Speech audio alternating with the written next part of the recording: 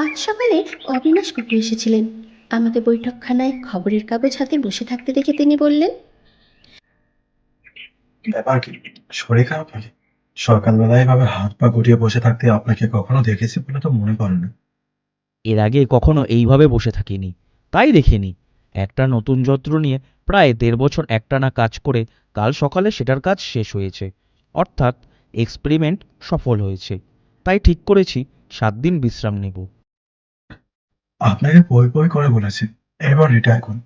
আরে মশাই, বিজ্ঞানেরও তো একটা শেষ আছে, নাকি মানুষ অনাদি অনন্তকাল ধরে একটার পর একটা নতুন গবেষণা চালিয়ে যাবে? আমার তো তাই বিশ্বাস, মানুষের জিজ্ঞাসার শেষ নেই। মানুষের না থাকলেও আপনার জিজ্ঞাসার অনন্ত সাময়িক বইতে আছে, দেখে খুশি হন। চলুন বেরিয়ে আসি। কাজের সময় অবিনাশ বাবু এসে বলে রীতিমতো ব্যাঘাত হয়। অযথা আজে বাজে প্রশ্ন করেন, টিটকিরি দেন, আর আমার সূক্ষ্ম গভীর তাৎপর্যপূর্ণ কাজগুলো পণ্ড করার নানান ছেলে মানুষই চেষ্টা করেন। এতে যে উনি কী আনন্দ পান জানি না তা। তবে ভদ্রলোক আমার প্রায় 25 বছরের প্রতিবেশী, তাই সবই সহ্য করি। আর যখন হাত খালি, তখন কিন্তু অবিনাশবাবুর সঙ্গটা খারাপ নাও লাগতে পারে, হাজার হোক রসিক লোক। আর আমাকে ঠাট্টা করলেও আমার অমঙ্গল কামনা করেন এমন কখনোই মনে হয়নি। তাই অবিনাশবাবুর প্রস্তাবে রাজি হয়ে তার সঙ্গে বেরিয়ে পড়লাম। গিরিডিতে বেড়াতে বললে সাধারণত অস্থির ঠাট্টাই মনে হয়, কিন্তু অবিনাশবাবু দেখি চলেছেন উল্টো দিকে, অর্থাৎ তার বাড়ির দিকে। ব্যাপার কি? কি মতলব ভদ্রলোকের? কিছুদূর যাবার পরে অবিনাশবাবু নিজেই কারণটা বললেন। আজ একটা খেলনা পেয়েছি, সেটা আপনাকে দেখাবো। খেলনা? চলুন না, দেখলে আপনারও লোভ লাগবে, কিন্তু আপনাকে দেবো না সেটি। শঙ্খ মনে মনে বলল, খেলনার বয়স আপনার হয়তো থাকতে পারে, কিন্তু আমার কি আর আছে? অবিনাশবাবু তার বাড়িতে পৌঁছে সোজা নিয়ে গেলেন তার বৈঠকখানায়। সেখানে একটা কাঁচের আলমারির সামনে নিয়ে গিয়ে দরজাটা খুলে অঙ্গুলি নির্দেশ করে বললেন, দেখুন। আলমারির উপরের তাকে দেখি অনেক রকম গ্রাম্য খেলনা সাজানো রয়েছে। কৃষ্ণনগরের মাটির পুতুল, পোড়ামাটি ও চীনেমাটির জন্তু জানোয়ার, শোলার গাছ ও পাখি, কাশির বাঘ এবং আরও কত কি। আর এইসবের মাঝখানে রয়েছে একটি মসৃণ বল। অবিনাশবাবুর আঙুল সেই বলের দিকেই পয়েন্ট করেছে। কেমন লাগছে আমার বলটা? বলের মতোই মসৃণ গোল জিনিসটা, তবে সেটা যে কিসের তৈরি তা বোঝা মুশকিল, আর তার রঙটা বর্ণনা করাও বেশ কঠিন। কিছুটা মেটে, কিছুটা সবুজ, কিছুটা আবার হলদে আর লাল মেশানো, একটা পাঁচমিশালি রং বলা যেতে পারে। দেখতে বলটাকে বেশ মজাই লাগলো। আমার আগ্রহ দেখে অবিনাশবাবুর মুখে যেন একটু খুশির ভাব ফুটে উঠল। এ কোথায় তৈরি? কোত্থেকে পেলেন? প্রথমটির উত্তর জানানি, দ্বিতীয়টি খুব সহজ। কাল বস্ত্রের ধারে বেড়াতে গিয়ে দেখি বালের উপর একটা জল ডোরা সাপ পড়ে পড়ে আছে। সাপটাকে দেখছিলাম, হাতখানেক দূরে যে বলটা পড়ে আছে সেটা প্রথমে লক্ষ্য করিনি। যখন করলুম তখন এত ভালো লাগলো যে তুলে নিয়ে এলো। একবার হাতে নিয়ে দেখবেন, ওজন আছে বেশ। অবিনাশবাবু খুব সাবধানে তাক থেকে বলটা নামিয়ে আমার হাতে দিলেন। সত্যিই বেশ ভারী আর রীতিমতো ঠান্ডা।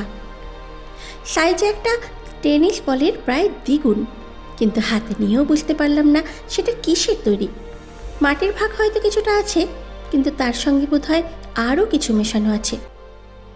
বেশ ইন্টারেস্টিং জিনিস। অবিনাশবাবু আলমারির ভেতরে বলটা রাখতে রাখতে বললেন, হুম হুম, তাহলে স্বীকার করুন যে আপনি ছাড়া অন্য লোকের কাছেও আশ্চর্য জিনিস থাকতে পারে। যাকে এবার চলুন, সত্যি একটু বেরিয়ে আসা যাক। বেশ মেঘলা মেঘলা দিনটা করেছে। ঘন্টা দুয়েক পরে বাড়িতে এসে আর একবার আমার নতুন যন্ত্রটাকে দেখে এলাম। এই যন্ত্র সম্বন্ধে বাইরে জানাজানি হলে আবার নতুন করে যে সম্মান পাবো সে বিষয়ে কোনো সন্দেহই নেই। যন্ত্রটার নাম দিয়েছি মাইক্রোস্থোনোগ্রাফ। প্রকৃতির সব সূক্ষ্মাতি সূক্ষ্ম শব্দ যা মানুষের কানে আজ অবধি কখনো শোনা যায়নি, এমনকি যার অনেক শব্দের অস্তিত্বই মানুষ জানত না, সেই সব শব্দ এই যন্ত্রের সাহায্যে পরিষ্কার শোনা যায়। কাল পিঁপড়ের ডাক শুনেছি এই যন্ত্রে, সে এক আশ্চর্য অভিজ্ঞতা, কতকটা ঝিঝির ডাকের মতন, তবে ওরকম এক টানা একঘেয়ে নয়। অদ্ভুত বিচিত্র সুরের ওঠানামা, স্বরের তারতম্য, সব কিছুই আছে ওই পিঁপড়ের ডাকে। আমার তো মনে হয় এই যন্ত্রের সাহায্যে ভবিষ্যতে আমি পিঁপড়ের ভাষাও বুঝতে পারবো। আর শুধু পিঁপড়ে কেন, এতে প্রকৃতির এমন কোনো সূক্ষ্ম শব্দ নেই যা শোনা যায় না। একটা নব আছে, সেটা ঘুরিয়ে এর ওয়েভ লেংথ পরিবর্তন করা যায়, আর এর ঘোরানোর ফলেই বিভিন্ন স্তরের বিভিন্ন দূরে অবস্থিত আওয়াজগুলো ধরা পড়তে থাকে। আমি বাড়ি ফিরে এসে একটা বিশেষ ওয়েভলেংথে নবটা সেট করে আমার বারান্দার টবের গোলাপ গাছের একটা ফুল ছিঁড়তেই অতি তীক্ষ্ণ বিহালা স্বরের মতন একটা আর্তনাদ আমার যন্ত্রটা ধরা পড়ল। এটা যে ওই গাছেরই যন্ত্রণার শব্দ সেটা ভাবতেও অবাক লাগে। অবিনাশবাবু আমাকে তার বলটা দেখিয়ে তাক লাগিয়ে দেবার চেষ্টায় ছিলেন। আমার যন্ত্রটার বাহাদুরের দুই একটা নমুনা দেখলে না জানি তার মনের অবস্থা কী হবে। 12ই এপ্রিল। আজ সকালে আমার মাইক্রোসোনোগ্রাফটা দেখানোর জন্য অবিনাশবাবুর কাছে আমার চাকর প্রহ্লাদকে পাঠাবো ভেবেছিলাম। এমন সময় দেখি ভদ্রলোক নিজেই এসে হাজির। তার চোখ মুখের ভাব এবং নিঃশ্বাস প্রশ্বাসের রকম দেখে মনে হলো তিনি বেশ উত্তেজিত। আমি তখন যন্ত্রটা আমার বাগানের ঘাসের ওয়েভলেংথের সাথে মিশিয়ে আমার মালির ঘাস কাটার সঙ্গে সঙ্গে ঘাসের সমবেত চিৎকার শুনছি। অবিনাশবাবু আমার ল্যাবরেটরিতে ঢুকে হাতের লাঠিটা দরাম করে টেবিলের উপরে ফেলে দিয়ে টিনের চেয়ারটায় ধপ করে বসে পড়লেন। তারপরে একটা বড় নিঃশ্বাস টেনে নিয়ে বললেন, আজে বাজে কাজে সময় নষ্ট করছে, আর এদিকে আমার বাড়িতে যে তাজ্জব কাণ্ড চলছে। কি কাণ্ড? শুনবেন কি কাণ্ড? আমার সেই বোন মনে আছে? আছে। কেবল ঘন্টায় ঘন্টায় রক বদলাচ্ছে। কি রকম? এত ধীরে বদলাচ্ছে যে বেশ কিছুক্ষণ তাকিয়ে থাকলেও চোখে ধরা পড়ে না।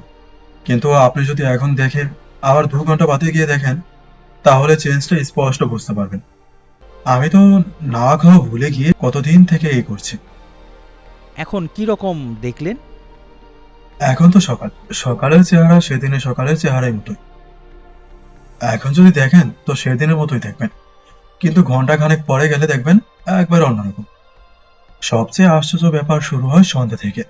কিরকম একটা সাদা সাদা ছোপ পড়তে থাকে। পরে মাঝরাতে যদি দেখেন তা দেখবেন একবারে ধবধবে সাদা, যেন একটা জয়েন্ট সাইজ নেফাথিলের বোর্ড। ভারী আশ্চর্য তো। ভাবছি খবরের কাগজে একটা খবর পাঠিয়ে দিই। তবু এই গোলক রহস্যের জোরে যদি কিছুটা খেতে হয়, জীবনে তো কিছুই হলো না। চাই কি জাদুঘরের জন্য গভর্নমেন্টকে বেঁচে যদি 2 পয়সা করে নেওয়া যায়, তাই বা মন্দ কি? অবিনাশবাবুর কথা শুনে বুঝলাম তিনি আকাশ কুসুম কল্পনা করছেন। মুখে বললাম, এসব করার আগে একবার জিনিসটা নিয়ে একটু পরীক্ষা করে দেখলে হতো না? হয়তো দেখবেন চোখের ধাঁধা কিংবা আপনার দেখার ভুল।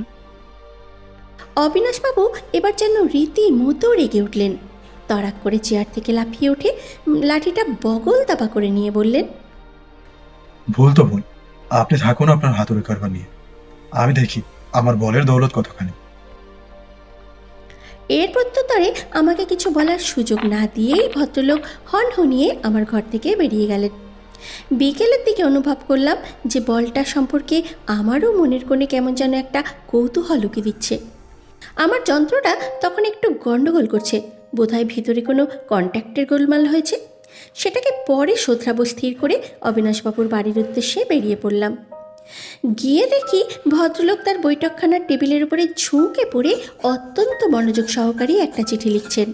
আমাকে দেখে বললেন, দেখুন তো মশাই, ভাষাটা কেমন হয়েছে। এটা আনন্দবাজার লিখেছে। সবিনয় নিবেদন, আমি সম্প্রতি একটি আশ্চর্য গোলক সংগ্রহ করিয়াছি, যাহার তুল্য বস্তু পৃথিবীতে আছে বলে আমার জানা নেই। গোলকটির একাধিক বিস্ময়কর গুণ আছে, যথা ইহা কোন পদার্থের সংমিশ্রণ নির্মিত তাহা নির্ধারণ করা অসম্ভব। স্থানীয় বৈজ্ঞানিক প্রফেসর তিলেকেশ্বর বাবু মহাশয় এই ব্যাপারে আমার সহিত একমত। গোলকটির দ্বিতীয় গুণ, ইহার বর্ণ আপনা হইতে প্রহরে প্রহরে পরিবর্তিত হয়। তৃতীয়ত, কেমন হচ্ছে? বেশ তো, তৃতীয় গুণটি কি? ওইটাই এখন লিখছি। সেটা হলো মাঝে মাঝে বলটাকে ধরলে কেমন ভিজে ভিজে মনে হয়। এখন দেখলে বুঝতে পারবেন। অবিনাশবাবু চিঠি লেখা বন্ধ করে আমাকে তার আলমারির কাছে নিয়ে গেলেন। এবার দেখলাম ভদ্রলোককে চাবি দিয়ে আলমারিটা খুলতে হলো।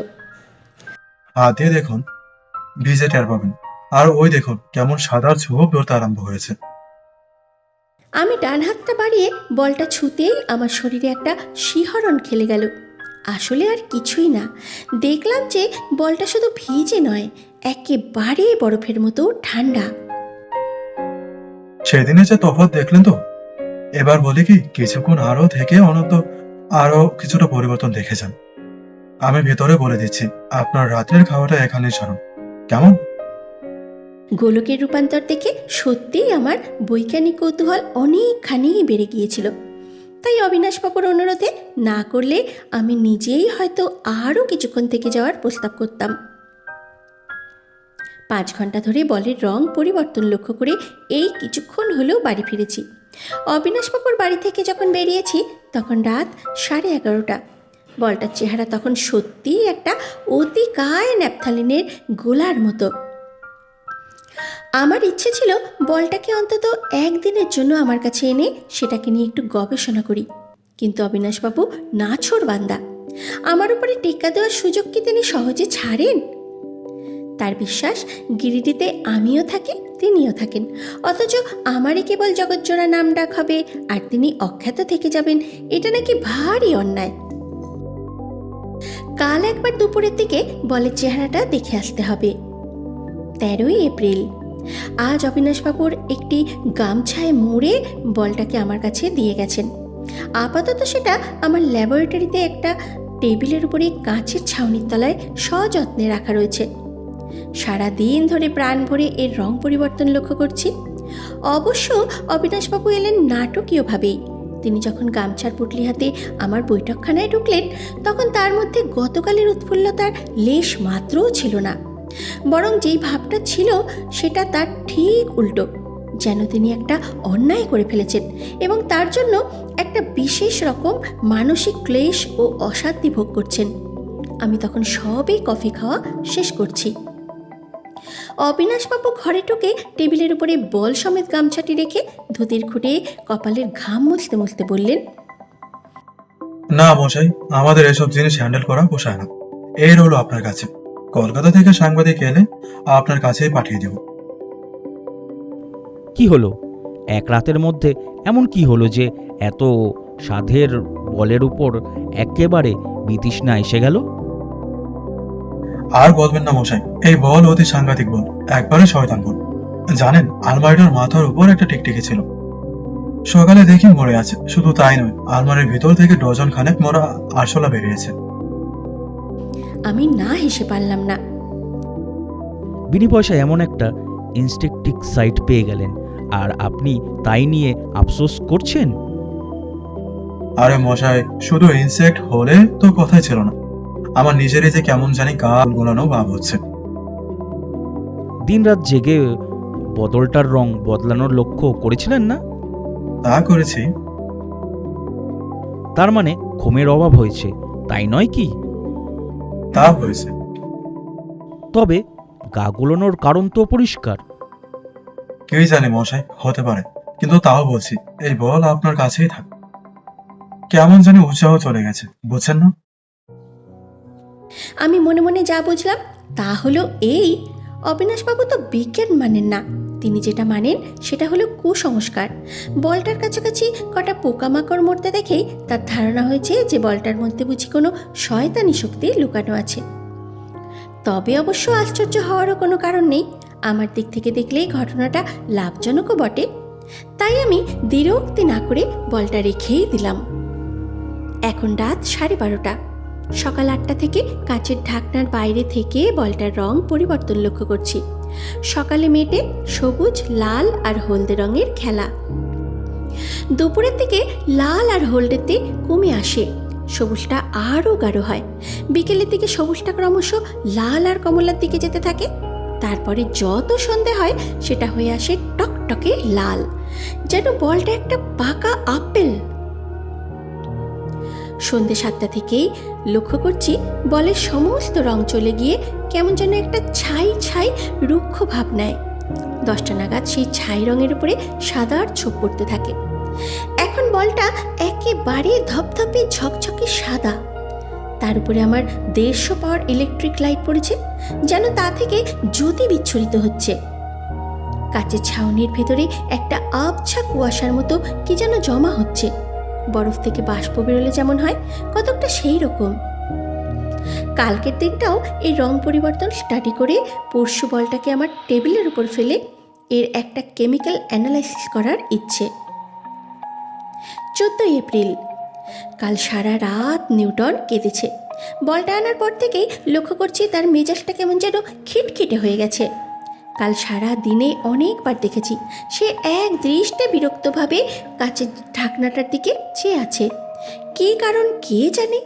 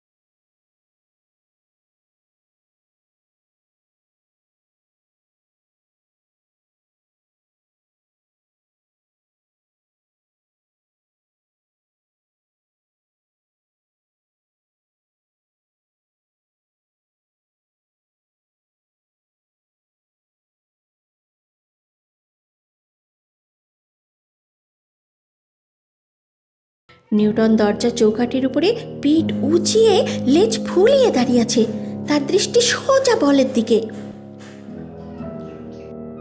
নিউটন যে একটা লম্ফ দেওয়ার জোগাড় করছে সেটা আমি দেখেই বুঝেছিলাম, এবং আমি তার জন্য প্রস্তুত ছিলাম। লাফঠাক দিতেই আমি বিদ্যুৎ বেগে বলটার সামনে গিয়ে থপ করে 2 হাতে বিড়ালটাকে ধরে নিলাম। তারপরে তাকে ল্যাবরেটরির বাইরে বার করে দিয়ে দরজাটা বন্ধ করে দিলাম। বাকি যেটুকু সময় ল্যাবরেটরিতে ছিলাম, দরজায় নিউটনের আঁচড়ের শব্দ পেয়েছি। সামান্য একটা মাটির বলের উপরে বিড়ালের যে এমন আক্রোশ ভারী রহস্যজনক। আজ সারা দিন আমার মাইক্রোসনোগ্রাফ চালিয়ে নানান সূক্ষ্ম প্রাকৃতিক শব্দের চার্ট করেছি, আর সে সমস্ত শব্দই আমার টেপ রেকর্ডারে রেকর্ড করেছি। এই শব্দ সংগ্রহ শেষ হলে পর শব্দের মানে করবার পর্ব শুরু হবে। অবিনাশবাবু বলেছিলেন বিজ্ঞানের নাকি একটা সীমা আছে। হায় রে, কত যে জানবার বিষয় এখনও পড়ে আছে জগতে, অবিনাশবাবু তার কি আর বুঝবেন। এখন রাত 1টা, এবারে ঘুমাতে যাব। কিছুক্ষণ থেকেই যন্ত্রটার কথা ছেড়ে বার করে বলটার কথাই মনে হচ্ছে। ওই যে রং পরিবর্তনের ব্যাপারটা, ওটার মধ্যে কিসের জানি একটা ইঙ্গিত রয়েছে, কিসের সঙ্গে যেন ওটার একটা সাদৃশ্য আছে। সেই সাদৃশ্যটা যেন আমার ধরতে পারা উচিত, কিন্তু আমি পারছি না। সাদা অবস্থায় বলটা যদি বরফে আচ্ছাদিত হয়ে যায়, তাহলে অন্য অবস্থাগুলো কি? সবুজ, লাল, হলদে, কমলা, এগুলো তাহলে কিসের রং? এই রং পরিবর্তনের কারণ কি? আমিই যদি না বুঝলাম, তাহলে বুঝবেটা কে? হয়তো কাল থেকে গবেষণার কাজ শুরু করলে ওর রহস্য ধরা পড়বে। হয়তো ব্যাপারটা আসলে অত্যন্ত সহজ। ক্রমাগত জটিল জিনিস নিয়ে মাথা ঘামালে অনেক সময় সহজ সমস্যার সামনে পড়ে মানুষের কেমন জানি সব গণ্ডগোল হয়ে যায়। আমার মতো বৈজ্ঞানিকের পক্ষেও এটা অসম্ভব নয়। যাকগে, আজ আর ভাববো না, কাল দেখা যাবে। 15 এপ্রিল। আমার জীবনে যত বিচিত্র, বিভৎস, অবিশ্বাস্য সব ঘটনা ঘটেছে, অন্য কোনো বৈজ্ঞানিকের জীবনে তেমন ঘটেছে কি জানি না। এক এক সময় মনে হয় আমি সাহিত্যিক হলে এসব ঘটনা আরও সুন্দর করে গুছিয়ে লিখতে পারতাম, কিন্তু তারপরেই আবার মনে হয় অত গুছিয়ে লেখার দরকার কি? আমি তো আর বানানো কাল্পনিক ঘটনা লিখছি না, আমি লিখছি ডায়েরি। সোজা কথায় সরলভাবে আমার জীবনে যা ঘটেছে তাই লিখছি। সেখানে অত ভাষার ব্যবহারের প্রয়োজন আছে কি?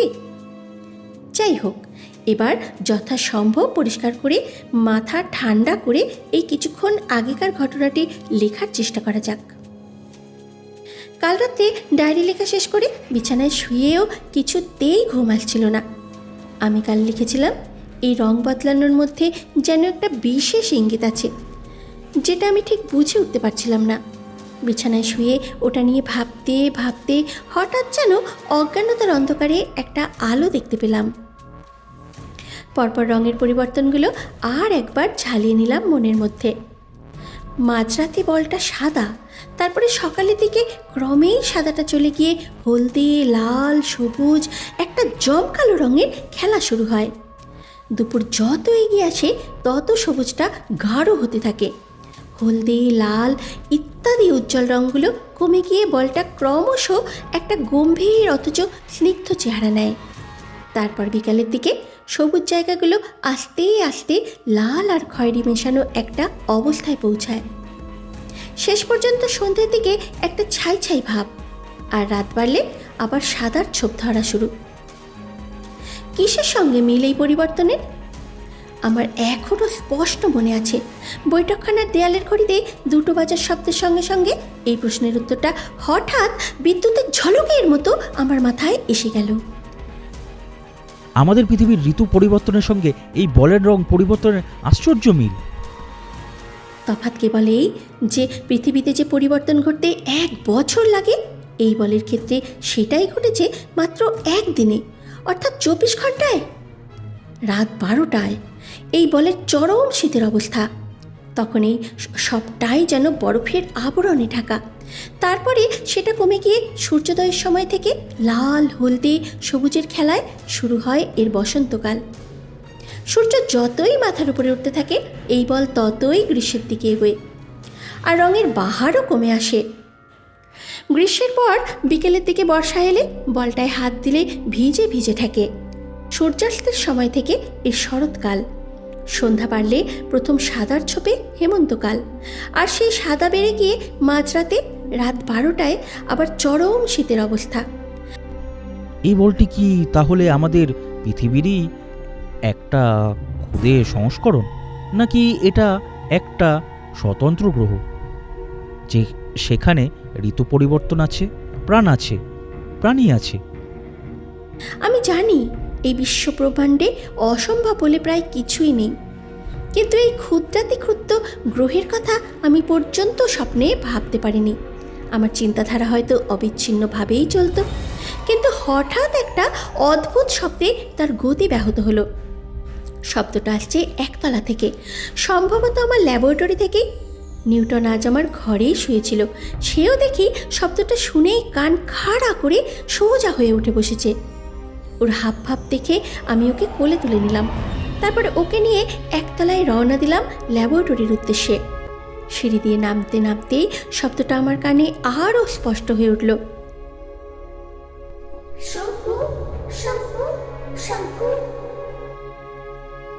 উচ্চারণ স্পষ্ট হলেও স্বরটা কিন্তু একেবারেই মানুষের স্বর নয়, কিংবা মানুষ হলেও আমার অভিজ্ঞতার মধ্যে পড়ে এমন কোনো মানুষের মতো নয়।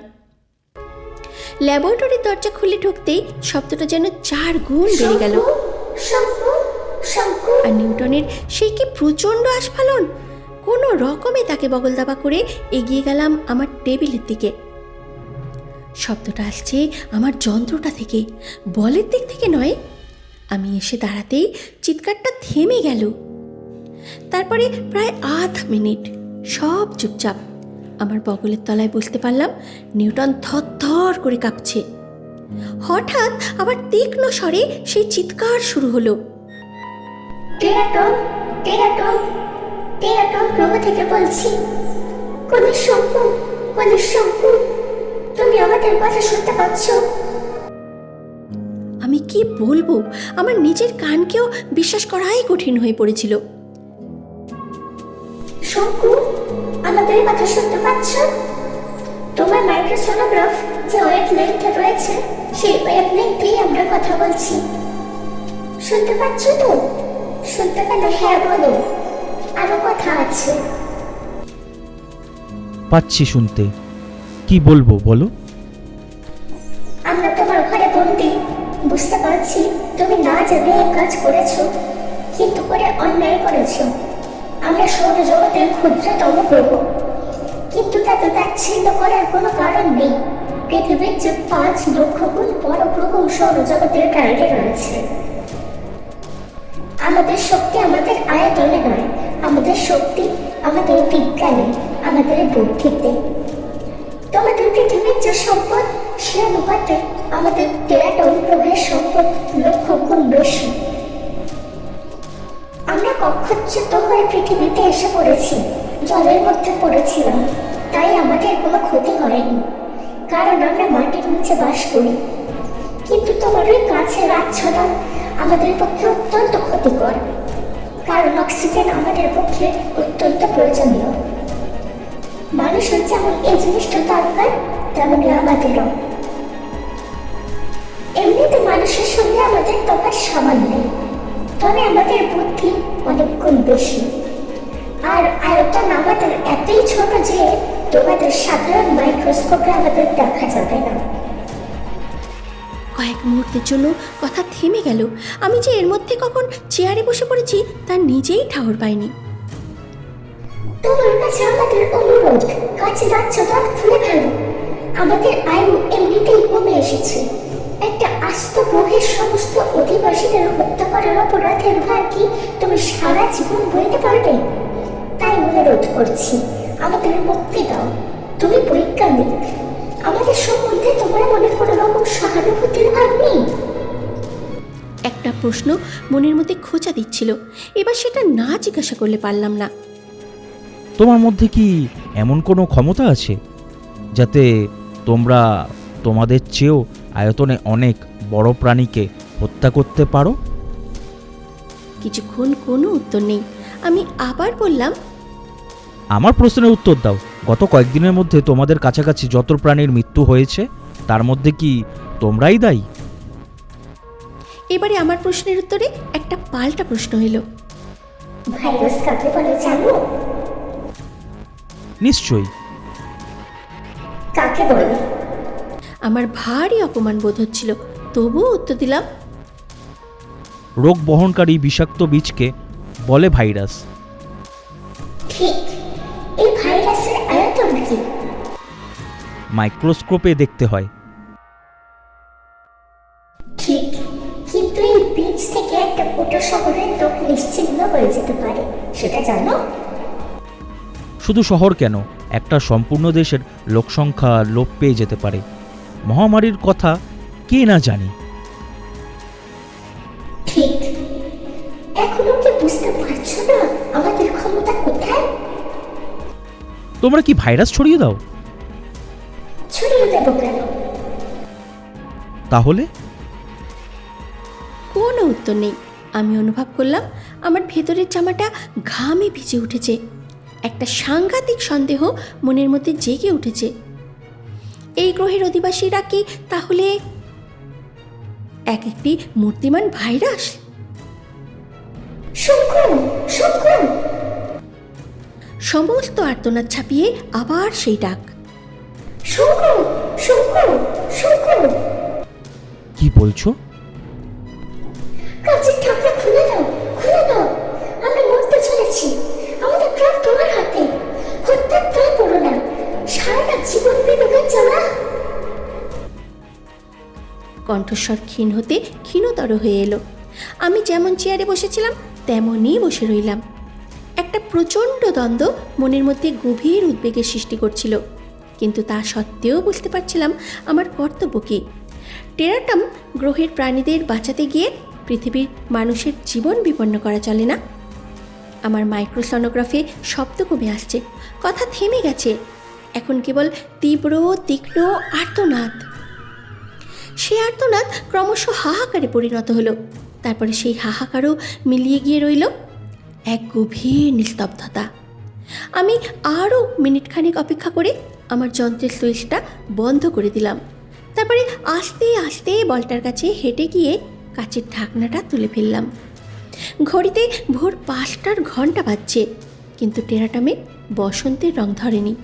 তার বদলে কেমন যেন একটা মেয়েটি রুক্ষতা। আমি বলটাকে তুলে নিয়ে নিউটনের দিকে চাইলাম। সেও দেখি এক দৃষ্টি বলটার দিকে চেয়ে আছে, কিন্তু আগের সেই আক্রোশের কোনো ইঙ্গিত আর পেলাম না তার দৃষ্টিতে। তুই খেলবি বলটা নিয়ে? নে খেল। বলটা মাটিতে রাখতেই নিউটন এগিয়ে এলো। তারপরে তার ডান হাত দিয়ে মৃদু একটা আঘাত করতে সৌরজগতের ক্ষুদ্রতম গ্রহ ফেটে চৌচির হয়ে মেঝেতে ছড়িয়ে পড়ল।